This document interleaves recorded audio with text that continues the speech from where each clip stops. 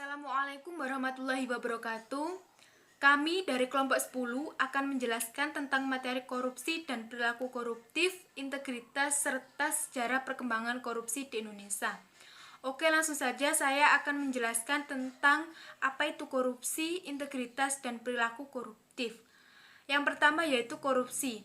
Korupsi berasal dari bahasa Latin corruptus dan dalam bahasa Indonesia disebut korupsi, yang berarti pencurian melalui penipuan dalam situasi mengkhianati kepercayaan.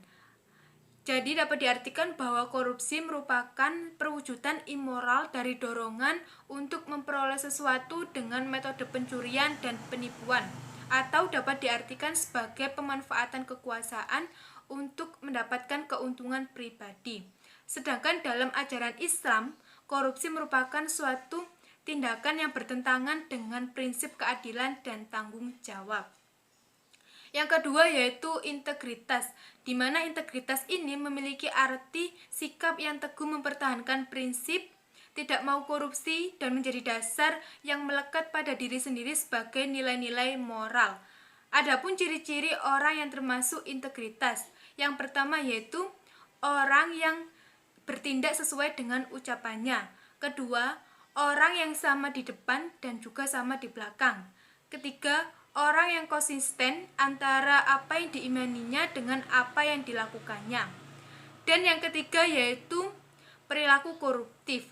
Perilaku koruptif adalah segala sesuatu yang berkaitan dengan sikap, tindakan, pengetahuan seseorang yang menyebabkan dirinya jatuh dalam korupsi. Misalnya melalui hal kecil dalam kegiatan sehari-hari yang dapat merugikan orang lain, seperti mencontek, berbohong, dan membuang sampah sembarangan. Itu merupakan salah satu contoh kecil perilaku-perilaku koruptif. Apabila perilaku kecil tersebut dibiarkan secara terus-menerus, maka akan menjadi awal lahirnya pelaku-pelaku koruptif.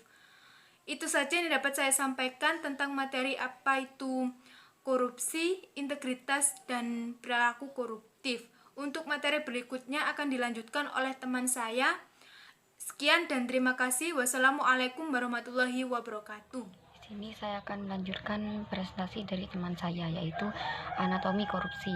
Korupsi sering dikatakan dengan perbuatan penyuapan, di mana dapat didefinisikan sebagai penyalahgunaan wewenang yang memungkinkan dimasukkan penyuapan, sistem perenakan, sistem pemasaran, sistem penggelapan, dan pemanfaatan fasilitas yang bukan milik sendiri untuk mencapai tujuan pribadi. Adapun ciri-ciri korupsi menurut Alatas yaitu ada 6 jenis.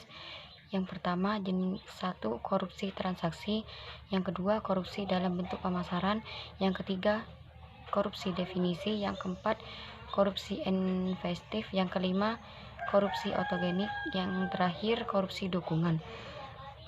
Dan selanjutnya pemicu terjadinya korupsi. Penelitian yang dilakukan oleh World Bank menyebutkan faktor berlangsungnya korupsi terutama di Indonesia adalah pemerintah kolonial. Bahkan tidak hanya pemerintah kolonial, tetapi juga terus berkembang sebagai pengaruh tidak langsung oleh kehasutan kaum nasional melawan pemerintah.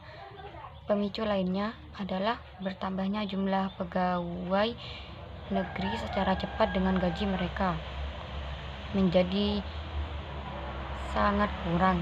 Di sisi lain, faktor-faktor yang berasal dari masyarakat silam dan masih melekat pada masyarakat sekarang. Baik, terima kasih.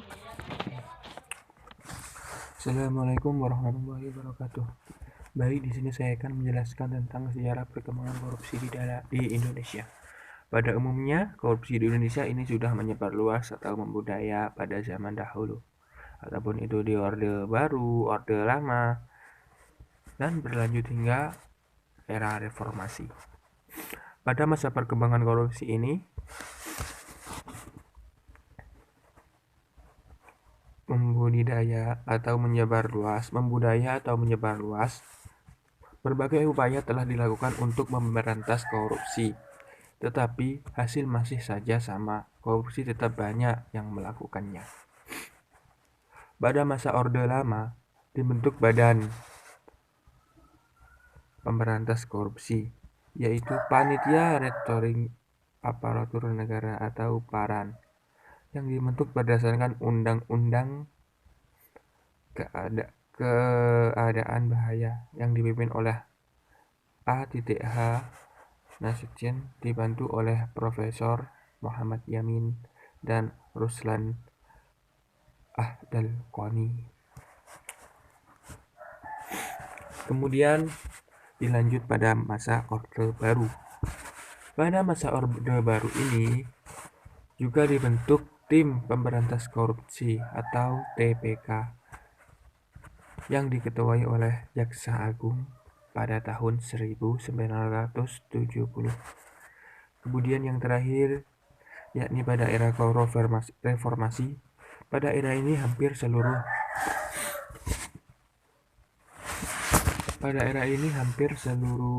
elemen penyelenggaraan sudah terjerat virus korupsi yang sangat ganas. Ketika kita membahas tentang pemberantasan korupsi, ada satu hal yang harus kita tekankan pada para pembaharu